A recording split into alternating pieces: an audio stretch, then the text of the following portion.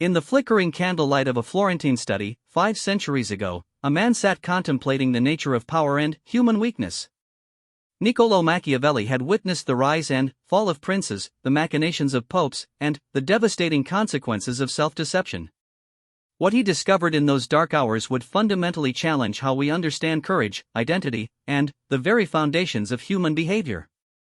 The modern world has sanitized Machiavelli's insights, reducing them to caricatures of ruthless ambition. Yet buried within his observations lies a profound psychological truth that neuroscience is only beginning to understand: our sense of self is both our greatest asset and our most crippling limitation. The identity we cling to so desperately, the carefully constructed narrative of who we are, becomes the very prison that prevents us from acting with true boldness. Consider the executive who knows exactly what needs to be done but hesitates because "that's not who I am." The entrepreneur with a revolutionary idea who remains paralyzed by the fear of failure because it would contradict their self-image as someone who always succeeds. The student who avoids challenging courses because they've identified as not good at math or not creative. In each case, the problem isn't capability, it's the rigid attachment to a fragile identity that cannot withstand the possibility of contradiction. Machiavelli observed this pattern repeatedly in the courts of Renaissance Italy. He watched brilliant leaders make catastrophic decisions not because they lacked intelligence or resources, but because they could not act outside the constraints of their self-perception. A duke who saw himself as honorable would refuse to employ necessary deceptions, even when the survival of his state depended on it. A merchant who prided himself on his cautiousness would miss obvious opportunities because taking them would require stepping outside his comfortable identity as a conservative decision-maker. The Florentine philosopher recognized that this attachment to self-concept wasn't merely a personal quirk, it was a fundamental flaw in human psychology that could be exploited by enemies and, more importantly, could be overcome by those wise enough to understand its mechanics. He discovered that true power lay not in strengthening one's identity, but in developing the ability to transcend it entirely. This insight challenges every assumption of modern self-help and personal development. We're told to find ourselves, to stay true to who we are, to build unshakable confidence in our abilities and worth. Yet Machiavelli's observations, now supported by cutting-edge research in neuroscience and cognitive psychology, suggest that this approach fundamentally misunderstands the nature of human potential. The strongest individuals aren't those with the most rigid self-concepts, but those who can fluidly adapt their identity to meet the demands of any situation. The neuroscientist Antonio Damasio's research on patients with damage to the ventromedial prefrontal cortex reveals something startling. Individuals who lose the ability to form strong emotional attachments to their self-concept often make remarkably rational decisions. Without the constant interference of ego protection mechanisms, they can evaluate situations purely on their merits and act accordingly. While such damage obviously creates other problems, it illuminates how our attachment to identity can cloud judgment and inhibit effective action. Modern behavioral economics has quantified what Machiavelli intuited: humans consistently make suboptimal decisions to preserve their self-concept. The phenomenon of cognitive dissonance explains why people will reject overwhelming evidence rather than adjust their beliefs about themselves. Loss aversion demonstrates how the fear of losing our current identity status prevents us from taking beneficial risks.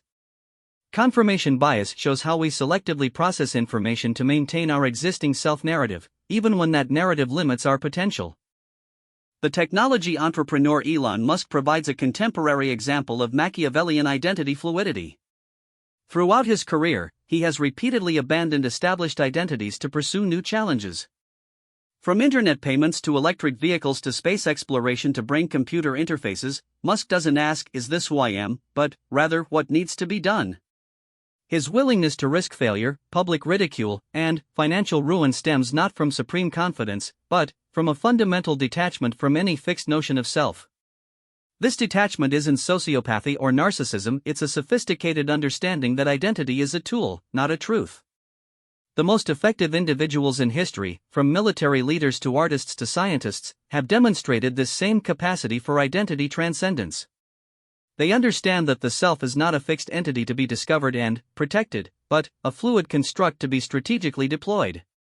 The ancient Stoics understood this principle, teaching that attachment to external circumstances, including our own reputation and self-concept, creates suffering and limits effectiveness.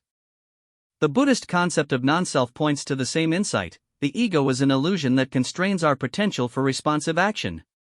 Even modern cognitive behavioral therapy acknowledges that rigid self-concepts contribute to depression, anxiety, and behavioral paralysis. Yet despite this convergence of wisdom traditions and scientific evidence, most people remain trapped in the prison of their own self-perception. They experience life as a constant struggle to maintain and defend an identity that feels increasingly fragile under the pressures of a complex, rapidly changing world. Every challenge becomes a threat to their sense of self, every failure a devastating blow to their carefully constructed narrative. The Machiavellian approach offers a radical alternative.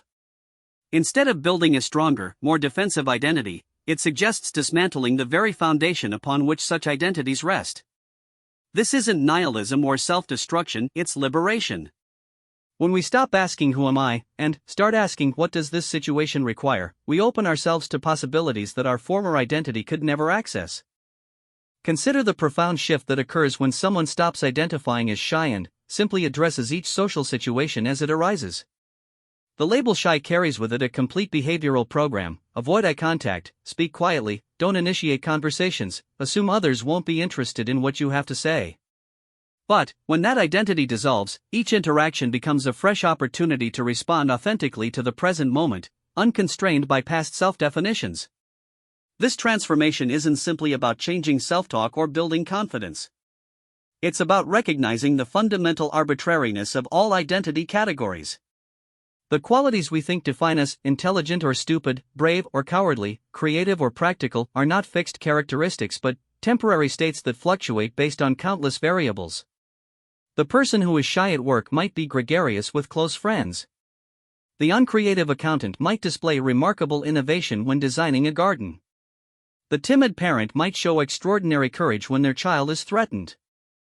Machiavelli observed that the most successful leaders were those who could embody whatever qualities a situation demanded, regardless of their previous self-concept. A prince might need to be feared in one context and loved in another, decisive today and patient tomorrow, ruthless with enemies and generous with allies. This wasn't hypocrisy, it was strategic flexibility based on a deep understanding that all behavioral patterns are situationally dependent. The modern parallel is the growing recognition among psychologists that personality traits are far more malleable than once believed. The big five personality dimensions that supposedly define us, openness, conscientiousness, extroversion, agreeableness, and neuroticism, can be significantly altered through intentional practice and environmental changes. What we consider our authentic self is largely a collection of habits reinforced by repetition and social feedback. This malleability extends to our capacity for courage. Research by psychologist Stanley Milgram and others has shown that ordinary people can display extraordinary bravery or shocking cowardice depending on situational factors. The difference between heroic and timid behavior often has less to do with inherent character traits than with the presence or absence of identity-protecting mechanisms. When people stop asking, "Am I the kind of person who would do this?" and focus instead on what needs to be done, they often surprise themselves with their capacity for bold action. The implications are profound. If courage isn't a fixed trait but a capacity that emerges when identity-based constraints are removed, then fearless boldness becomes available to anyone willing to undergo the necessary psychological transformation. This isn't about developing superhuman willpower or conquering all fears, it's about recognizing that most of our limitations exist only in the realm of self-concept. The path forward requires understanding not just what needs to be dismantled, but how to navigate the world without the familiar landmarks of fixed identity. This process involves both destruction and reconstruction, dissolving the rigid boundaries of who we think we are while developing new frameworks for effective action. It demands a fundamental shift from identity-based decision-making to situation-based responsiveness. Part 2, The Mechanics of Identity Dissolution. The second revelation of Machiavelli's psychological insight concerns the actual mechanism by which identity constrains behavior. Understanding this process is crucial because it reveals that what we experience as fear, hesitation, or lack of confidence is actually the nervous system's attempt to protect a mental construct that doesn't truly exist. Once we comprehend how this protection mechanism operates, we can begin to systematically dismantle it. Every human brain contains what neuroscientists call the default mode network, a collection of brain regions that activate when we're not focused on external tasks. This network generates the constant internal narrative that we experience as our sense of self. It weaves together memories, plans, worries, and self-reflections into a coherent story about who we are, what we're capable of, and how others perceive us. This story feels absolutely real and vitally important, but it's actually a construct maintained by neural patterns that can be altered. The default mode network operates like a paranoid security guard, constantly scanning for threats to the identity it protects. When we consider taking an action that might contradict our self-concept, speaking up in a meeting when we identify as quiet, asking for a raise when we see ourselves as not worth much, or starting a business when we believe we're not entrepreneurial, this network activates powerful warning signals. We experience these signals as anxiety, self-doubt, or logical-sounding objections to our proposed course of action. Machiavelli recognized this dynamic without understanding its neurological basis. He observed that people would often act against their own interests to preserve their reputation, not just their external reputation, but their internal sense of who they were. A general might refuse to retreat even when retreat would save his army, because retreat contradicted his identity as someone who never backs down. A negotiator might accept a poor deal rather than walk away, because walking away would contradict their self-image as someone who always closes. The key insight is that these identity protection mechanisms operate below the level of conscious awareness. We don't experience them as arbitrary neural patterns, we experience them as valid concerns about reality. The brain generates seemingly rational justifications for avoiding identity-threatening actions. I'm not qualified for that position, this isn't the right time, other people are better suited for this, I need to gather more information first. These rationalizations feel true because they're generated by the same neural networks responsible for logical reasoning. The brain isn't lying to us, it's genuinely trying to protect what it perceives as our most valuable asset, our sense of self. The problem is that this protection comes at an enormous cost in terms of missed opportunities, unfulfilled potential, and persistent feelings of limitation. The dissolution process begins with recognizing these protection mechanisms as they operate. This requires developing what meditation teachers call meta-awareness, the ability to observe our own mental processes without being completely absorbed by them.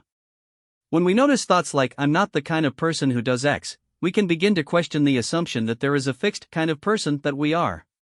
Consider the executive who wants to give a presentation but feels paralyzed by anxiety. Traditional approaches might focus on building confidence or managing anxiety symptoms. The Machiavellian approach asks a different question: what identity is being protected? Perhaps it's the image of being someone who never makes mistakes, or someone who is always composed, or someone who doesn't put themselves at risk of public failure. Once this identity is identified, it can be examined and, ultimately, dissolved. The dissolution doesn't happen through argument or reasoning, the rational mind is too invested in maintaining these identities to give them up voluntarily. Instead, it happens through direct experience of their arbitrary nature. Meditation practices, particularly those focused on observing the arising and passing of thoughts and emotions, can reveal that all mental constructs are temporary and insubstantial. When someone sits quietly and watches their sense of self fluctuate and change moment by moment, the idea that they have a fixed identity becomes obviously absurd. Psychedelic research has provided additional insights into this process. Studies with psilocybin and LSD consistently show that these substances temporarily dissolve the default mode network, eliminating the sense of having a fixed identity. Subjects report profound freedom from their usual behavioral limitations during and after these experiences.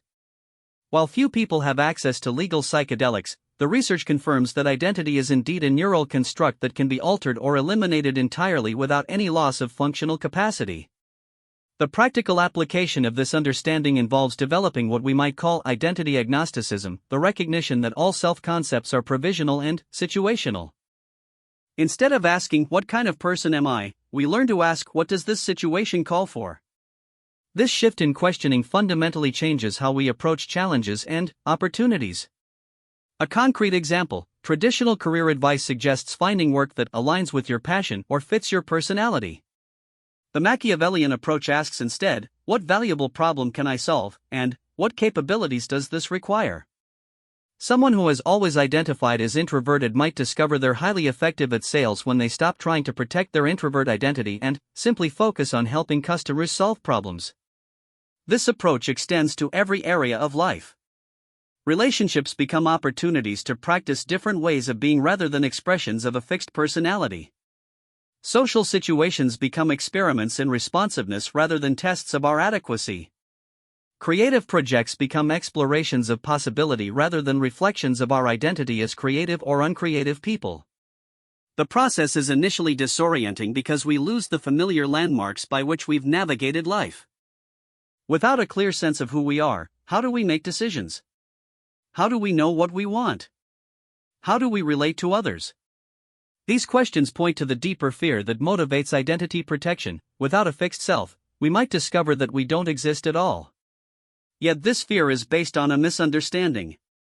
Dissolving identity doesn't eliminate the capacity for action, preference, or relationship, it liberates these capacities from artificial constraints.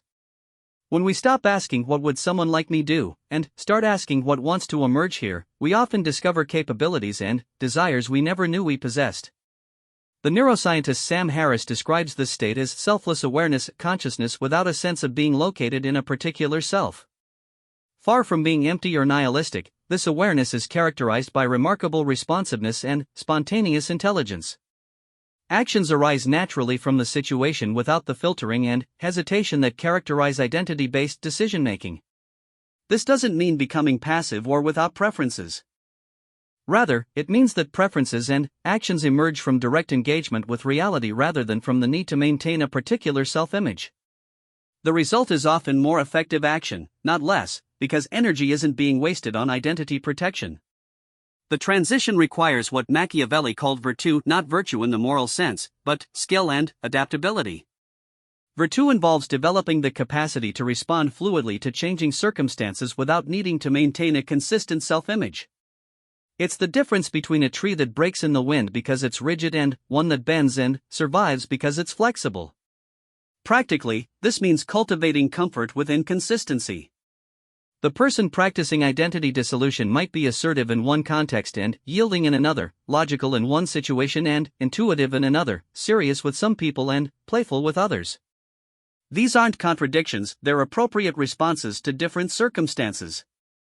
The dissolution process also reveals that most of our deepest fears are actually fears about our identity rather than fears about physical or practical consequences.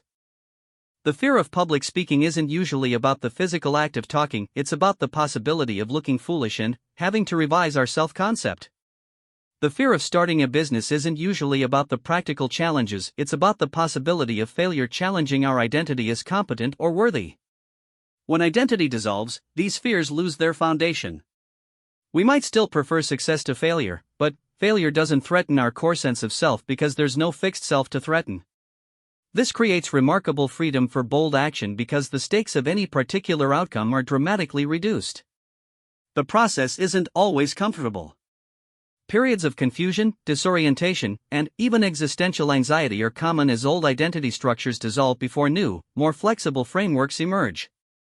But these temporary difficulties are a small price for the liberation that follows, the ability to respond authentically and boldly to whatever life presents, unconstrained by arbitrary limitations we've imposed on ourselves. Part 3, The Emergence of Fearless Boldness. The final stage of the Machiavellian transformation reveals itself not as the acquisition of new capabilities, but as the removal of artificial barriers to capacities that were always present. When the protective mechanisms of identity dissolve, what emerges is not a new self, but a fluid responsiveness that Machiavelli called adaptation to fortune's will, the ability to meet changing circumstances with appropriate action, unconstrained by the need to maintain a consistent self-image. This emergence of fearless boldness doesn't resemble the popular conception of courage as heroic bravado or reckless disregard for consequences. Instead, it manifests as a natural responsiveness to situations that require action. The person who has undergone identity dissolution doesn't feel fearless because they're suppressing fear, they experience fearlessness because the primary source of fear, the threat to self-concept, no longer exists. Consider how this plays out in practical situations. The dissolved individual approaching a difficult conversation doesn't spend energy wondering, what if they think I'm being too aggressive, or what if I come across as weak? Instead, their attention remains focused on the conversation itself, what needs to be communicated, what the other person is actually saying, how to move toward a useful resolution. Without the constant background process of identity protection, their full intelligence becomes available for the task at hand. This availability of intelligence is perhaps the most striking feature of the transformed state. Researchers studying flow states, periods of optimal performance where self-consciousness disappears, have found that people in flow consistently outperform their usual capabilities. The same phenomenon occurs in identity dissolution, but extends beyond temporary peak experiences to become a stable way of functioning. The mechanisms involved are becoming clearer through neuroscience research. When the default mode network reduces its activity, brain regions associated with executive function, attention, and problem-solving show increased coordination and efficiency. The brain literally operates more effectively when it's not constantly monitoring and protecting self-concept. This explains why people often report making better decisions and having access to insights and capabilities they didn't know they possessed. In leadership contexts, this translates to what researchers call authentic leadership, but not in the way the term is typically understood. Authentic leadership isn't about being true to a predetermined self, but about responding genuinely to each situation without the filter of identity concerns. Leaders operating from this state can be firm when firmness is needed and flexible when flexibility serves the situation, without experiencing these as contradictory behaviors requiring justification. The entrepreneur who has dissolved the identity of someone who must always succeed can take intelligent risks that someone protecting that identity would avoid. They can pivot quickly when circumstances change, admit mistakes without defensiveness, and learn from failure without experiencing it as a personal catastrophe. This doesn't make them reckless, it makes them more responsive to actual market conditions rather than to their internal narrative about what kind of business person they are. In creative endeavors, identity dissolution removes perhaps the greatest obstacle to innovation, the need for work to reflect and reinforce our self-concept as a certain kind of artist or someone with good taste. When these constraints disappear, creative expression can respond directly to the demands of the medium and the emerging work itself. Many breakthrough artists and inventors report periods where they felt like they were getting out of their own way, allowing something new to emerge without the interference of ego protection. The dissolution also transforms how we relate to criticism and feedback. When someone criticizes our work or behavior, the usual identity protection response involves either defending against the criticism or experiencing it as a personal attack. But, when identity is fluid, criticism can be evaluated purely on its merits. Is this feedback useful? Does it point to areas for improvement? How can this information serve the situation? The emotional charge of criticism disappears when there's no fixed self to defend. This shift has profound implications for learning and growth. People protecting rigid identities often avoid challenges that might reveal incompetence or force them to revise their self-concept. They might refuse to take on projects outside their expertise, avoid learning new skills that initially make them appear awkward, or resist feedback that suggests room for improvement. When identity dissolves, these barriers to learning disappear. Every experience becomes potential information rather than a threat to self-esteem. The transformation also affects how we experience and express emotions. Traditional approaches to emotional regulation often involve managing feelings to maintain a particular self-image, suppressing anger because I'm not an angry person, or forcing cheerfulness because I'm someone who's always positive. Identity dissolution allows emotions to arise and pass naturally without needing to fit them into a consistent personality narrative. This doesn't mean becoming emotionally unstable or unpredictable. Rather, it means that emotional expression becomes more appropriate to circumstances and less constrained by self-concept. Someone might express genuine anger when the situation calls for it, without experiencing this as contradictory to their identity as a peaceful person. They might show vulnerability when vulnerability serves connection, without needing to protect an image of strength. The social implications are equally significant. When we stop trying to maintain a particular impression or live up to a specific identity, our interactions become more authentic and spontaneous. We can respond to what's actually happening in conversations rather than to what we think our response says about us. This often improves relationships because other people sense the absence of agenda, we're genuinely present with them rather than preoccupied with identity maintenance. However, this transformation can initially create social challenges. People around us are often invested in our maintaining consistent identities because it makes us more predictable and easier to categorize. When someone begins responding fluidly rather than from fixed patterns, it can disturb others who were comfortable with the previous version.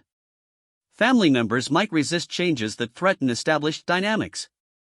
colleagues might feel unsettled by leadership that adapts situationally rather than following rigid management styles. Navigating these social pressures without reverting to identity-based behavior requires what Machiavelli called prudence, the wisdom to understand when flexibility serves the larger good and when stability is more important. This isn't a return to identity protection, but a strategic awareness of how our transformation affects others and how to create space for necessary changes. The ultimate expression of this transformation is what might be called situational mastery, the ability to meet any circumstance with appropriate skill and responsiveness. This doesn't mean being equally capable in all areas, practical limitations still exist, but rather approaching each situation with full presence and intelligence, unconstrained by preconceptions about what someone like us can or should do. Machiavelli observed this quality in the most effective leaders of his time. They could be diplomatic when diplomacy was needed, forceful when force was required, patient when patience served their goals, and decisive when decision was called for. They weren't trying to maintain consistency with their previous behavior or to project a particular image, they were responding to the actual demands of their circumstances. This fluidity might appear to others as inconsistency or even duplicity, but it represents something more sophisticated, the recognition that different situations call for different approaches, and that rigid consistency is often a form of thoughtlessness rather than integrity. True integrity involves responding appropriately to circumstances rather than maintaining behavioral patterns regardless of context. The path to this transformation isn't always linear or predictable. Periods of confusion, disorientation, and even temporary loss of effectiveness are common as old patterns dissolve and new capacities emerge. The process requires patience with uncertainty and comfort with not knowing who we are from moment to moment. Yet this temporary confusion is the gateway to a more authentic and capable way of being. The final paradox of the Machiavellian transformation is that in losing our fixed identity, we don't lose ourselves, we discover what we actually are beneath all the constructed personas and protective strategies. What emerges isn't emptiness but a natural intelligence that can respond freely to whatever arises. This intelligence doesn't belong to a particular self, it is the self, revealed when artificial limitations are removed. The fearless boldness that results isn't the absence of fear, but the absence of the primary thing we were afraid of, the dissolution of our identity. When we realize that this dissolution is liberation rather than death, we discover that we can engage fully with life's challenges and opportunities without the constant background anxiety of self-protection. We become capable of actions that our former identity could never have contemplated, not because we've become someone different, but because we've stopped pretending to be someone fixed. This is Machiavelli's ultimate insight, that our greatest limitations are self-imposed, and our greatest capacities emerge when we stop imposing them. The mind hack isn't a technique for becoming more courageous, it's a recognition that we were never truly constrained by anything other than our own misconceptions about the nature of self. When these misconceptions dissolve, what remains is the natural boldness of consciousness responding freely to life itself. In our complex modern world, this ancient wisdom offers a radical alternative to the endless self-improvement projects that promise to make us better versions of who we already are. Instead of strengthening the prison of identity, we can recognize its insubstantial nature and walk through its walls. What awaits on the other side isn't a new self, but the freedom to respond authentically to whatever emerges, unconstrained by artificial limitations we never needed to accept in the first place.